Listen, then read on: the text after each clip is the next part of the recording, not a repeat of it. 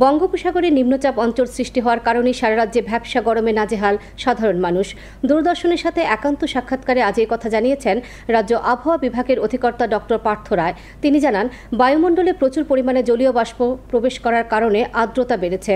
তবে আজ সারা রাজ্যে হালকা থেকে মাঝারি বৃষ্টিপাত হবে বলে তিনি জানান।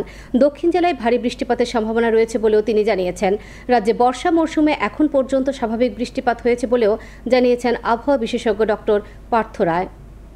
ময়েশ্চার সাপ্লাইয়ের জন্য কি হচ্ছে যে আমাদের অ্যাটমসফিয়ারের মধ্যে প্রচুর পরিমাণে হিউমিডিটি প্রবেশ করেছে, যেটাকে আমরা বলি যে এই আর্দ্রতা, যেটা তো আর্দ্রতা বেড়ে থাকার জন্য সামনের 2-3 দিন আমাদের এই ডিসকমফোর্ট ওয়েদারটা থাকবে।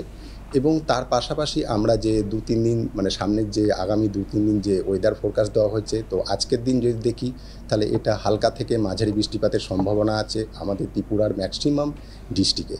এবং তার পাশাপাশি আজকে সাউথ ত্রিপুরার ওপর একটা আইসোলেটেড প্লেসে ভারী বৃষ্টির সম্ভাবনা আমরা দেখা গেছে।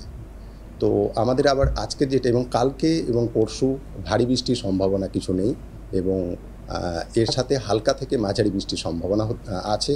এবং তার পাশাপাশি আমাদের আজকে, কালকে এবং পরশু ত্রিপুরার প্রত্যেকটা স্টেটে কিছু কিছু জায়গায় আমাদের বজ্রবিদ্যুৎ হওয়ার সম্ভাবনা আছে।